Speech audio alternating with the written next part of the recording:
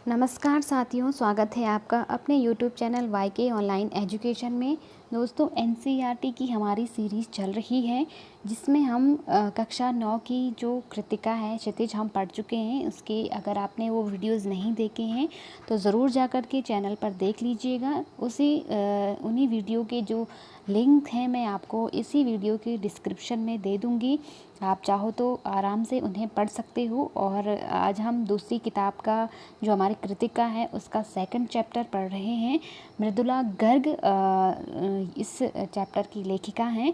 तो आइए जानते हैं इसके बारे में। और यदि आपने अभी तक चैनल को सब्सक्राइब नहीं किया है तो कर लीजिए, लाइक कीजिए, अपने दोस्तों के साथ ज़रूर शेयर कीजिए। दोस्तों, मैं पहले भी आपसे कह चुकी हूँ कि जब भी आप कोई भी एग्ज़ाम की तैयारी कर रहे हो तो आप बिल्कुल NCERT से शुरुआत कीजिए, क्योंकि NCERT आपके बेसिक्स ही क्लियर नहीं करती है बल्कि आपके जो निकलने के चांसेस होते हैं यहाँ से अगर आप पढ़ते हो तो आपको बहुत ज़्यादा इससे हेल्प मिलेगी। आपके निकलने के चांसेस बहुत ज़्यादा बढ़ जाते हैं।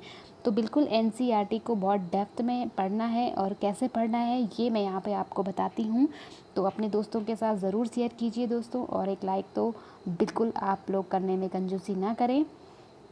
चलिए शुरू करते हैं। ये आज का सबसे पहले हम लेखिका के सामान्य जानकारी उनके बारे में पढ़ लेते हैं।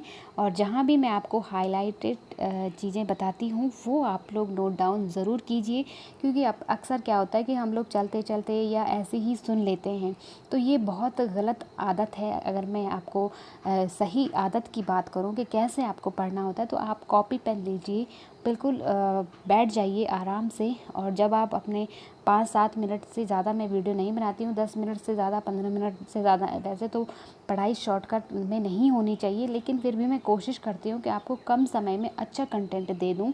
और इसके लिए मैं आपसे भी गुजारिश करती हूँ कि जब भी आप जितने भी मिनट का आप वीडियो देखते हो तो आप बड़े ध्यान से देखा करिए, अपनी सारी चीज़ें भूल करके सिर्फ़ और सिर्फ अपना पूरा 100% उसको दे दिया करें, ताकि आपको चीज़ें अच्छे से याद हो, है ना। तो देखिए, सबसे पहले देखो, मृदुला गर्ग का जो जन्म है वो 1938 में हुआ था। ठीक।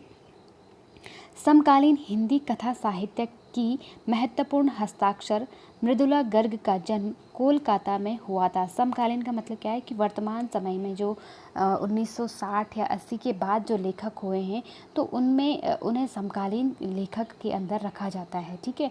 तो मतलब इस बीच इन्होंने लिखने का अपना कार्य किया है। ठीक। तो देखो, कोलकाता में उन्होंने दिल्ली विश्वविद्यालय से MA अर्थशास्त्र किया। भारत के विभिन्न शहरों में रहने के बाद सन 1974 से दिल्ली में रहकर स्वतंत्र लेखन किया। ठीक है, 1974 से लिखना इन्होंने शुरू किया। कथा साहित्य के अलावा उन्होंने अपने समय और समाज की समस्याओं पर वैचारिक निबंध भी लिखे हैं। ध्यान रखिएगा, अपने समय की जो समाज की समस्याएं हैं उन पर उन्होंने वैचारिक निबंध लिखे हैं। ठीक। मृदुला गर्ग ने कथ्य और शिल्प दोनों स्तरों पर गद्य लेखन की प्रचलित परिपाटी को तोड़ा है। ठीक। तो इसके बाद देख लीजिए, इनकी जो प्रमुख कृतियाँ हैं बहुत इम्पॉर्टेंट हैं। आपको कहीं से भी किसी भी एग्ज़ाम में कोई सी भी रचना उठा करके पूछ लिया जा सकता है। इनको आप बिल्कुल अपने जहन में उतार लीजिए। ठीक है। उसके हिस्से की धूप, अनित्य, चित्तकोबरा, कठगुलाब, ये इनके क्या हैं, उपन्यास हैं। बहुत ही फेमस, चित्तकोबरा तो बहुत फेमस उपन्यास है और बहुत बार मैंने LT लेक्चरर और जो नेट इस तरह के पेपरों की तैयारी कर रहे हैं ना, उनको आप उनके लिए मैं सख्त रूप से कहना चाहूँगी कि वो इन रचनाओं को बिल्कुल अपने दिल में उतार लीजिए, अपने दिमाग में उतार लीजिए, क्योंकि यहाँ से कोई सी भी रचना आपको पूछी जा सकती है। और किस विधा की हैं ये उपन्यास विधा की रचनाएं हैं, ये भी आपको ध्यान रखना है। ऐसा नहीं कि आपने सीधे याद कर दिया और आपको पता ही नहीं है कि वो उपन्यास है, कहानी है, क्या है, और आपके पास 4 रचनाएं मृदुला गर्ग की दे दी और चारों ही उन्होंने ही लिखी हैं, लेकिन आपसे पूछा गया है कि उनकी कहानी कौन सी है। 3 तो उपन्यास ठहरे, 1 कहानी है। अब आपको पता ही नहीं है कि कौन सा उपन्यास है, कौन सी कहानी है।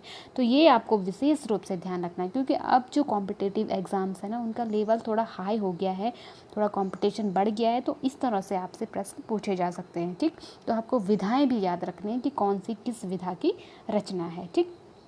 जैसे देखो, संगति विसंगति, तो ये 2 खंडों में इनकी संपूर्ण कहानियाँ इसमें संग्रहित हैं। किसमें? संगति विसंगति में। ठीक। रंग ढंग चुकते नहीं सवाल। तो ये क्या है, निबंध संग्रह है इनके, ठीक है। निबंध संग्रह का मतलब इनके अंदर भी इनके छोटे छोटे बहुत सारे निबंध होंगे, ठीक। तो ये हो गया। यहाँ जो इनकी रचना है उसमें उसका नाम है मेरे संग की औरतें। तो ये इनका देखो क्या है, यह एक नए प्रकार की शैली में लिखा हुआ संस्मरणात्मक गद्य है। संस्मरण किसे कहते हैं, स्मृति पर आधारित। जैसे हमें कोई याद है, मतलब हमने बचपन में कुछ चीज़ें, जैसे सारी चीज़ें तो याद नहीं रहती हैं, लेकिन कुछ बातें ऐसी होती हैं कि जो हमें हमेशा याद रहती हैं। तो उन्होंने अपनी, उसे हम कहते हैं स्मृति, ठीक है। तो उसी स्मृति को उन्होंने क्या दिया है, साहित्यिक रूप दिया है, और उसको एक साहित्यिक कलम से लिख करके उसको कहते हैं संस्मरणात्मक, जो कि हमारी स्मृति पर आधारित होता है, ठीक है। हमारी कुछ उसमें सच्चाई होती है, कुछ उसमें हम कल्पनाएं जोड़ देते हैं, तो इस प्रकार से ये बन जाता है संस्मरणात्मक गद्य, ठीक। परंपरागत तरीके से जीते हुए भी लीक से हटकर कैसे जिया जाता है। लीक का मतलब होता है परंपरा, ठीक है, या जो संस्कृति होती है, जो हमारे क्या कहते हैं कि हमारे जो रूल्स होते हैं उनके अकॉर्डिंग कैसे मतलब उनसे हट करके कैसे जिया जाता है, ये सारी चीज़ें, यह पाठ ऐसी औरतों पर केंद्रित है, मतलब जिन्होंने अपनी परंपरा से हट करके क्या किया है, अपना जीवन यापन किया है, ठीक है। तो इसमें ये सारी चीज़ें बताई गई हैं, ये आपको ध्यान रख। तो पहली चीज़ तो आपको क्या याद रखनी है कि मृदुला गर्ग की जो लिखा हुआ है ना, मेरे संग की औरतें, ये किस विधा की रचना है। तो ये आपके पास आ सकता है कि ये संस्मरण है, या उपन्यास है, या निबंध है, या रिपोर्टाज है, क्या है। तो आपको ध्यान रखना है कि वो एक संस्मरण है, ठीक।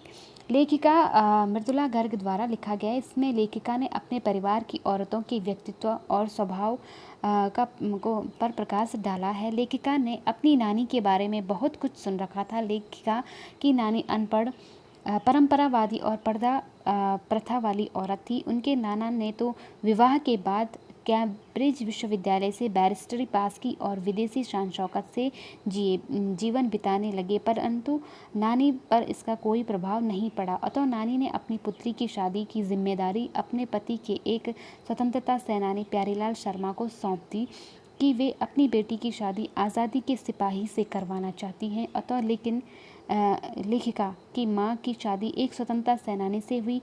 वे अब खादी की साड़ी पहना करती थी, जो उनके लिए असहनीय थी। देखो यहाँ पे आप चीज़, ये संस्मरण जब आप पढ़ोगे ना, ये तो इसका सारांश है, लेकिन जब आप संस्मरण पढ़ोगे तो बहुत ही आपको उसमें रोचकता नज़र आएगी, और उस समय की क्या क्या परंपराएं थी, कैसे लोगों ने इन मतलब एक परिवार के अंदर ही कितने टाइप के लोग थे, और कितने कैसी उनकी सोच थी। दादाजी की अलग थी, दादी की अलग थी, उनकी माँ की अलग थी, और लेखिका की अलग थी। तो इस तरह से उन्होंने कैसे अपनी परंपराओं से हट करके जीवन यापन किया। तो यही सारी चीज़ें, बाकी यहाँ पे ऐसा कुछ है नहीं कि जो आपको पेपर में पूछा जाएगा।